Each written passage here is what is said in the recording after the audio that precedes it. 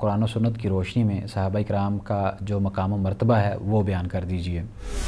کہ ایمان کی نشانی انصار سے محبت کرنا ہے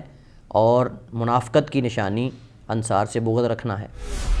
اور اس طرح بے شمار ائمہ سے یہ بات مروی ہے کہ صحابہ کرام سے محبت کرنے والا شخص جو ہے وہ نفاق سے بری ہے اور وہ اہل ایمان میں سے ہے۔ سوال یہ پیدا ہوتا ہے کہ حضرت علی رضی اللہ تعالی عنہ کے بارے میں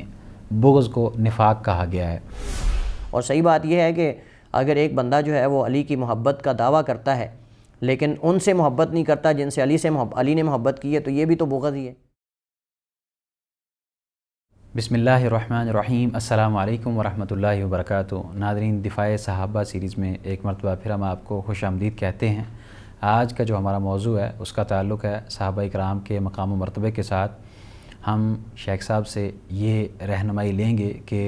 قرآن و سنت کی روشنی میں صحابہ کرام کا کیا مقام و مرتبہ بیان کیا گیا ہے۔ آج نت نئے انداز سے صحابہ کرام کے اوپر تبرہ بازی کی جاتی ہے اور ان کا آپس میں اختلاف بیان کیا جاتا ہے، تو یہ چیزیں صحابہ کرام کے مقام کو دوسروں کی نظر میں کس قدر نیچا کرتی ہیں، یعنی جو غیر مسلم ہیں وہ ہمارے اوپر کس طرح اعتراض کرتے ہیں کہ یہ مسلمان اپنے ہی مسلمانوں کو، اپنے ہی صحابہ کرام کو جو کہ رسول اللہ صلی اللہ علیہ وسلم کے ساتھی ہیں، صحابی ہیں، ان کے بارے میں اگر اس طرح کے اعتراضات کرتے ہیں یا اس طرح کے نظریات رکھتے ہیں تو ان کا اسلام کتنا سچا ہے۔ اس وجہ سے لوگ الحاد کا راستہ اختیار کرتے ہیں اور منکر بنتے ہیں اور اسلام سے دوری اختیار کرتے ہیں۔ تو کیا ہم مسلمانوں کے درمیان یہ جو روش ہے کیا یہ درست ہے؟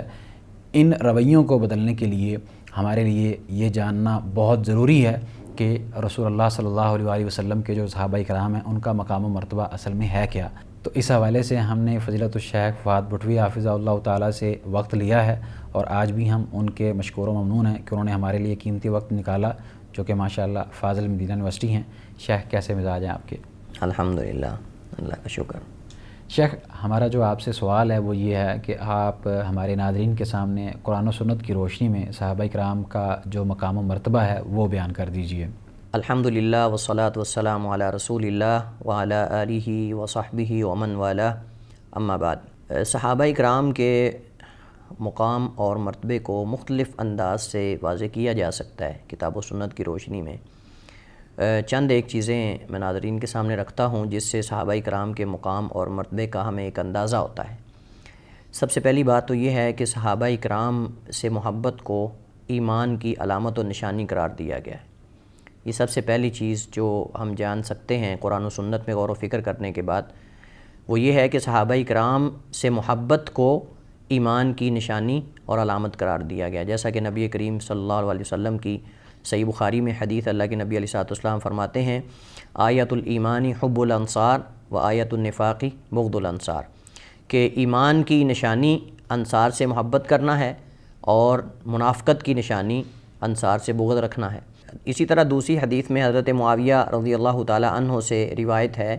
کہ نبی کریم صلی اللہ علیہ وسلم نے فرمایا، من احب الانصار فبحبی احبہم ومن ابغضہم فببغضی ابغضہم، کہ جس نے انصار سے محبت کی اس نے میرے ساتھ محبت کرنے کی وجہ سے ان سے محبت کی، اور جس نے ان سے بغض رکھا اس نے میرے ساتھ بغض رکھنے کی وجہ سے ان سے بغض رکھا۔ اور یہ حدیث جو ہے وہ مجمع الزوائد کے اندر اور مسند عبدالرزاق وغیرہ کے اندر صحیح سند کے ساتھ مروی ہے۔ اسی طرح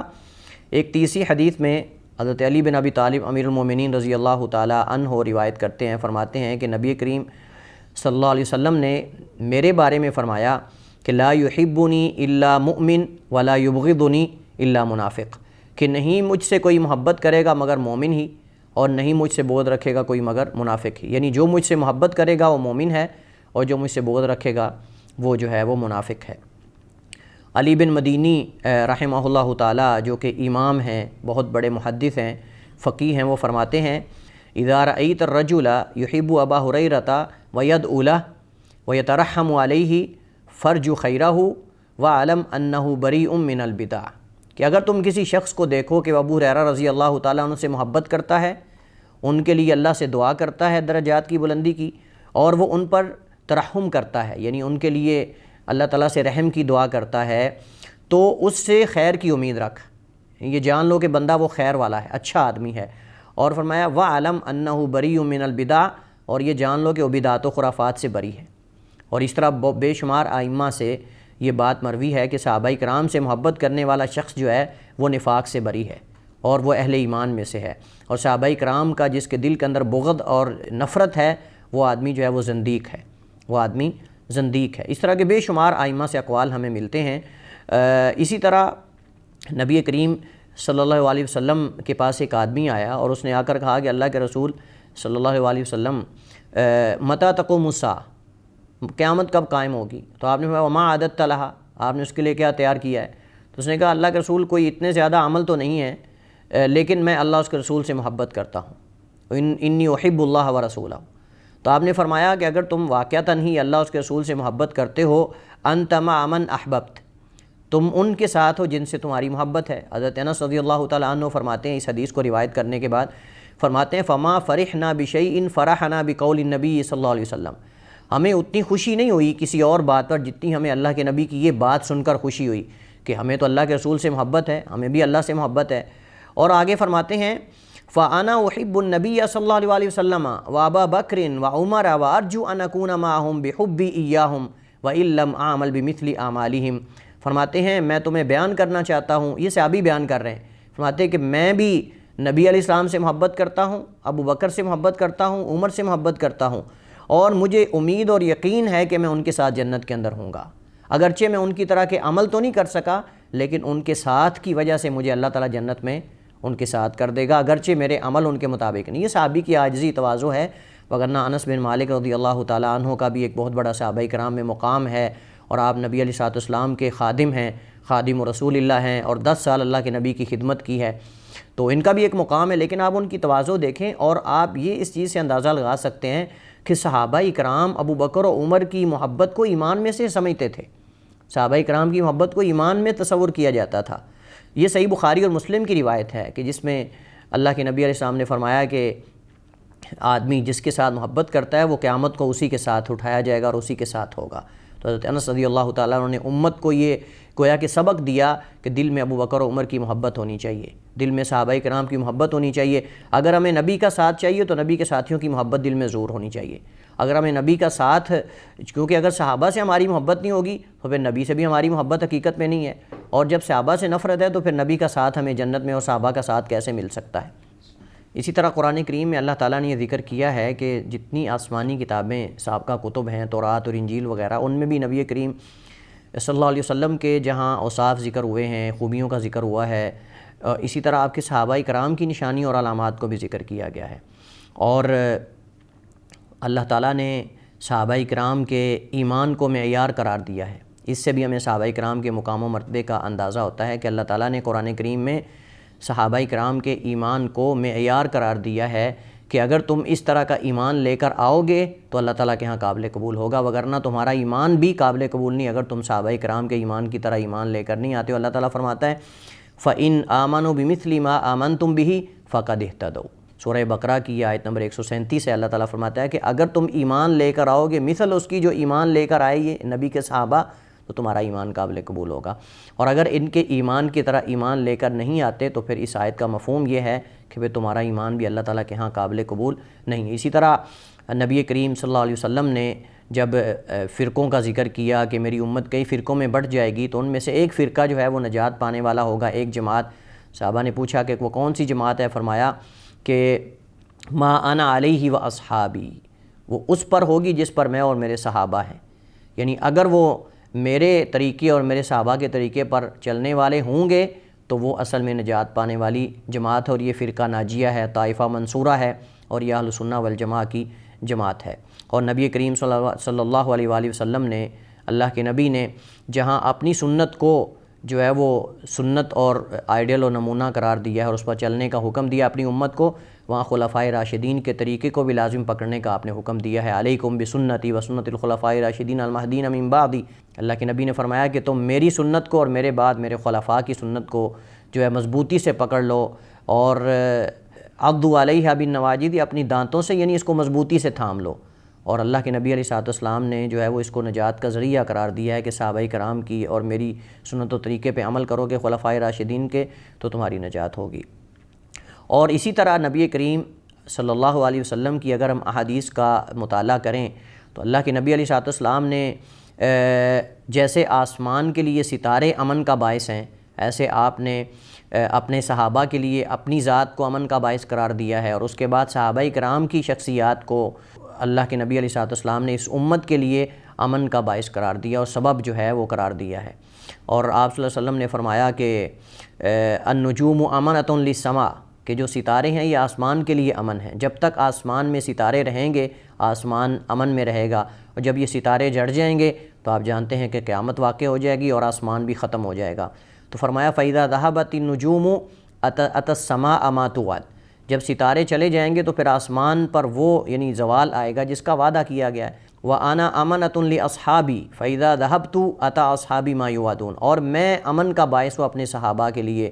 یعنی جب تک میں ہوں میرے صحابہ پر فتنوں کے دروازے نہیں کھلیں گے، فتنوں کے آزمائشوں کے دروازے بند رہیں گے۔ جب میں چلا جاؤں گا تو میرے صحابہ پر فتنے آ جائیں گے، اور یہ واقعی عملی طور پہ ایسا ہوا کہ نبی علیہ السلام کے جانے کے بعد مختلف قسم کے فتنے، جیسے خوارج کا فتنہ، معتزلہ کا فتنہ، اور اس کے علاوہ کئی اور فتنے جو ہے وہ امت میں ظاہر ہوئے۔ حضرت عثمان رضی اللہ تعالیٰ عنہ کے قتل کا فتنہ، حضرت عمر کی شہادت کا فتنہ، کئی اور فتنے جو ہے ان کا صحابہ کرام کو سامنا جو ہے وہ کرنا پڑا۔ اور فرمایا کہ وَأَصْحَابِي أَمَنَةٌ لِأُمَّتِي، اور میرے صحابہ میری امت کے لیے امن کا سبب ہیں۔ فَإِذَا ذَهَبَ أَصْحَابِي أَتَى أُمَّتِي مَا يُوعَدُونَ، جب میرے صحابہ چلے جائیں گے تو میری امت پر وہ چیز آ جائے گی جس کا ان سے وعدہ کیا گیا، یعنی شر کے دروازے کھل جائیں گے، فتنوں کے دروازے کھل جائیں گے۔ اور یہ عملی طور پہ ہم دیکھتے ہیں کہ نبی کریم علیہ تحیۃ و تسلیم کے جانے کے بعد کس قدر فتنے ظاہر ہوئے، پھر صحابہ جب چلے گئے اور زیادہ فتنے بڑھتے گئے اور جو ہے وہ امت فتنوں کا شکار ہوگی۔ اسی طرح نبی کریم علیہ السلام نے حضرت ابو سعید خدری کی حدیث میں ہے، جو کہ حدیث متفق علیہ بخاری مسلم میں ہے، اللہ کے نبی علیہ السلام نے فرمایا کہ ایک زمانہ آئے گا کہ